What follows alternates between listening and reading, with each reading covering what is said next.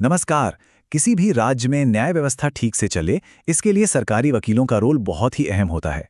लेकिन एक सवाल है, इन सब पर नजर कौन रखता है? आज हम एक ऐसे ही नए सरकारी ढांचे को समझने वाले हैं, जिसे शायद इसी सवाल का जवाब देने के लिए बनाया गया है। तो चलिए देखते हैं कि ये आखिर काम कैसे करेगा। तो बात इसी सवाल पर आके रुकती है। राज्य के जो सरकारी वकील हैं, जिन्हें हम अभियोजक कहते हैं, उनका मैनेजमेंट कौन करता है? देखिए, अब तक ये सिस्टम कह सकते हैं थोड़ा बिखरा हुआ था। इसी को एक ऑर्गेनाइज्ड शक्ल देने के लिए अभियोजन निदेशालय यानी डायरेक्टरेट ऑफ प्रोसिक्यूशन की स्थापना की गई है। तो इस पूरे सिस्टम को समझने के लिए हम इसे कुछ हिस्सों में तोड़कर देखेंगे। पहले, ये निदेशालय क्या है? फिर इसे चलाएगा कौन? कौन किसे रिपोर्ट करेगा? काम का बंटवारा कैसे होगा? और आखिर में इसकी खास शक्तियां क्या हैं और कौन इसके दायरे से बाहर है?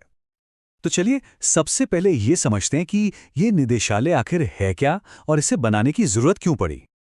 तो ये अभियोजन निदेशालय क्या है? बिल्कुल सीधे और सरल शब्दों में कहें तो ये एक सेंट्रल बॉडी है जिसे राज्य सरकार ने बनाया है, और इसका सीधा साधा काम ये है कि राज्य के सभी सरकारी वकील अपना काम असरदार तरीके से और सही ढंग से करें। बस ये सुनिश्चित करना है।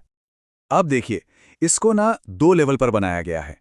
एक है राज्य के लेवल पर मेन निदेशालय, और फिर हर जिले के लिए एक लोकल निदेशालय। ऐसा इसलिए ताकि जो बड़े पॉलिसी लेवल के फैसले हैं वो राज्य स्तर पर लिए जाएं, जबकि जमीन पर काम की निगरानी जिले में ही हो सके। ठीक है, ढांचा तो बन गया, लेकिन अब सवाल यह है कि इतनी बड़ी जिम्मेदारी संभालेगा कौन। चलिए देखते हैं कि इस निदेशालय को लीड करने के लिए किस दर्जे की काबिलियत और तजुर्बे की जरूरत होगी। एक बात तो साफ है, यहां पर एक्सपीरियंस को, अनुभव को सबसे ऊपर रखा गया है। निदेशालय के जो टॉप पद हैं, यानी डायरेक्टर और डेप्यूटी डायरेक्टर, उनके लिए बहुत गहरा कानूनी अनुभव चाहिए। वहीं असिस्टेंट डायरेक्टर के पद के लिए भी एक मजबूत कानूनी बैकग्राउंड होना ही चाहिए। जी हाँ, पूरे 15 साल। ये कोई छोटी मोटी बात नहीं है।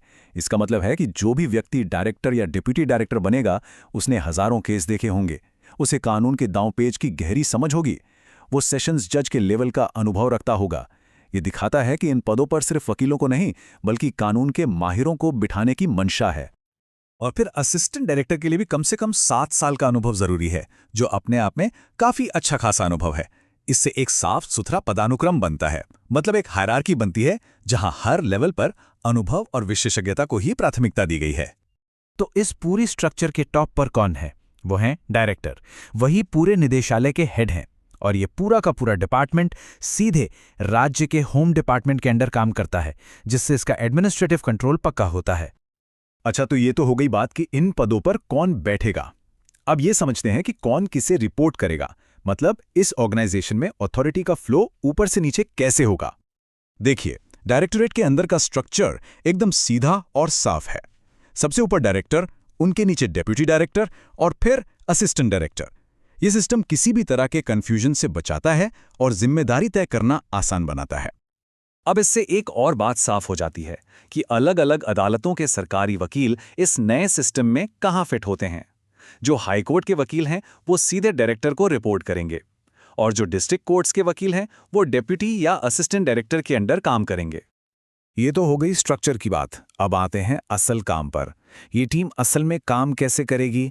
मामलों को असरदार तरीके से संभालने के लिए अपराध कितना गंभीर है, इस आधार पर काम का एक बहुत ही स्ट्रेटेजिक बंटवारा किया गया है। और ये बंटवारा बहुत ही लॉजिकल है। जो सबसे सीनियर हैं डायरेक्टर, वो सबसे सीरियस केसेस देखेंगे, जैसे कि जिनमें सजाए मौत या उम्र कैद हो सकती है। डेप्यूटी डायरेक्टर उनसे थोड़े कम गंभीर मामले संभालेंगे, और असिस्टेंट डायरेक्टर उन मामलों की निगरानी करेंगे जिनमें सजा 7 साल से कम की है। इससे ये तय होता है कि सबसे अनुभवी व्यक्ति ही सबसे मुश्किल मामलों को देखे। लेकिन यहाँ एक बहुत जरूरी बात है। भले ही काम बटा हुआ है, लेकिन कानूनी जिम्मेदारी सबकी है। मतलब डायरेक्टर, डेप्यूटी डायरेक्टर और असिस्टेंट डायरेक्टर तीनों ही इस कानून के तहत होने वाले हर काम के लिए बराबर के जिम्मेदार हैं। अच्छा, अब आते हैं कुछ आखिरी मगर बहुत जरूरी बातों पर। इस निदेशालय की विशेष शक्तियां क्या हैं, और वो कौन हैं जो इस पूरी व्यवस्था से पूरी तरह बाहर है? ये समझना जरूरी है कि ये ढांचा कोई पत्थर की लकीर नहीं है। राज्य सरकार के पास ये अधिकार है कि वो जरूरत पड़ने पर एक नोटिफिकेशन जारी करके इन डायरेक्टर्स को और भी शक्तियां और जिम्मेदारियां दे सकती है।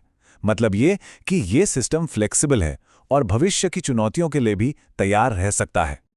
और ये है इस पूरे सिस्टम का सबसे बड़ा अपवाद, अ की एक्सक्लूजन। इस निदेशालय के नियम कानून राज्य के महाधिवक्ता यानी एडवोकेट जनरल पर लागू नहीं होते।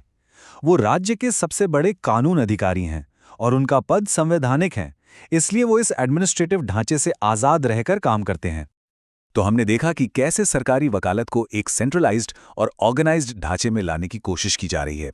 मकसद साफ है, काम में ज्यादा कुशलता और जवाबदेही लाना। लेकिन अब असली सवाल ये उठता है, क्या इस तरह की एक सेंट्रलाइज्ड संरचना वाकई न्याय देने की प्रक्रिया को बेहतर बनाएगी या फिर इससे कुछ नई चुनौतियां पैदा होंगी? ये एक ऐसा सवाल है जिस पर सोचना हम सबके लिए जरूरी है।